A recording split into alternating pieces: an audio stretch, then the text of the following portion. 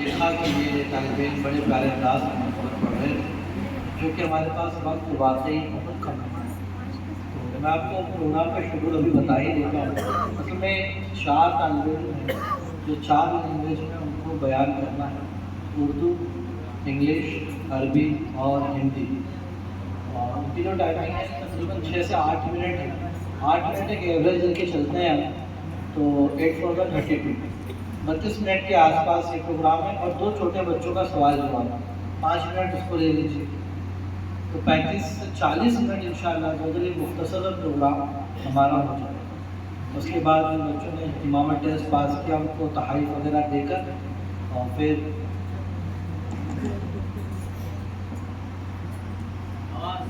پیچھے آواز نہیں آ رہی ہے تو مکبر لگوا دیتے ہیں۔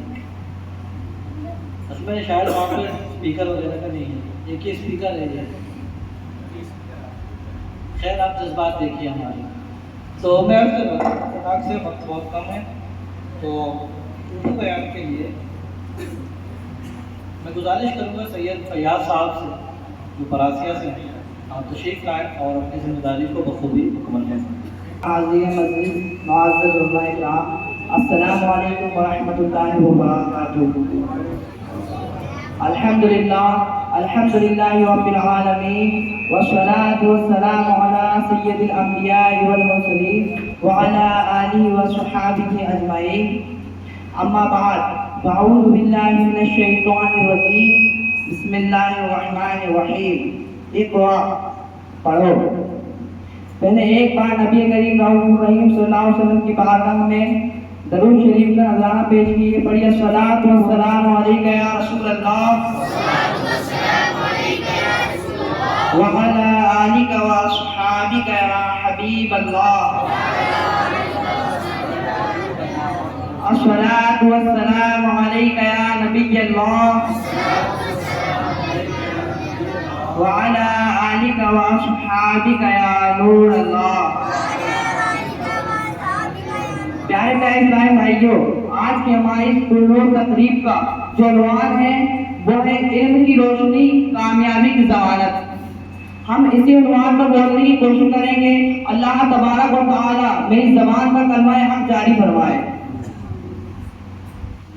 پیارے پیارے اسلام بھائیوں، علم وہ روشنی ہے جو انسان کو اندھیروں سے نکالتی ہے، راہ دکھاتی ہے اور اس کی زندگی کے معیار کو بلند کرتی ہے۔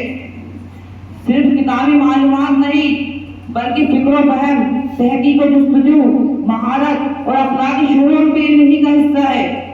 جب انسان کے اندر علم کی روشنی روشن ہو جاتی ہے تو نہ صرف وہ ذاتی طور پر کامیاب ہوتا ہے بلکہ اپنے خاندان، اپنے معاشرے اور اپنی قوم کو بھی کامیابی کی راہ پر گامزن کرتا ہے۔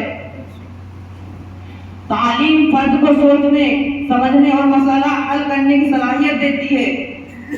ایک تعلیم یافتہ شخص بہترین روزگار کے مواقع حاصل کرتا ہے، اپنے حقوق و فرائض سے آگاہ رہتا ہے، فیصلہ کرنے میں باوقار اور خود مختار ہوتا ہے، معاشرہ رکاوٹوں اور غلط عقائد کو چیلنج کرتے ہوئے اپنے معیار زندگی کو بہتر بناتا ہے۔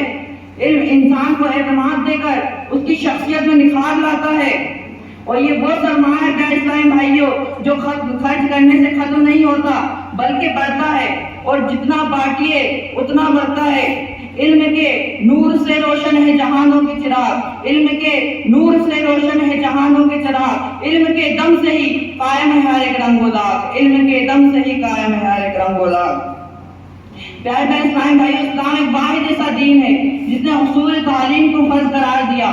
چنانچہ حضور اکرم صلی اللہ علیہ وسلم فرماتے ہیں طلب العلم فریضۃ علی کل مسلم و مسلمۃ، کہ علم حاصل کرنا ہر مسلمان مرد اور عورت پر فرض ہے۔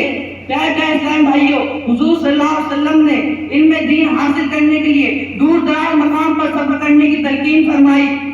آپ نے اپنے صحابہ کو خاص طور پر دوسرے اقوام کی زبانیں سیکھنے پر متعین کیا۔ اللہ تبارک و تعالی نے قرآن مجید نازل فرمایا تو سب سے پہلے آپ صلی اللہ علیہ وسلم کو پڑھنے کا حکم دیا۔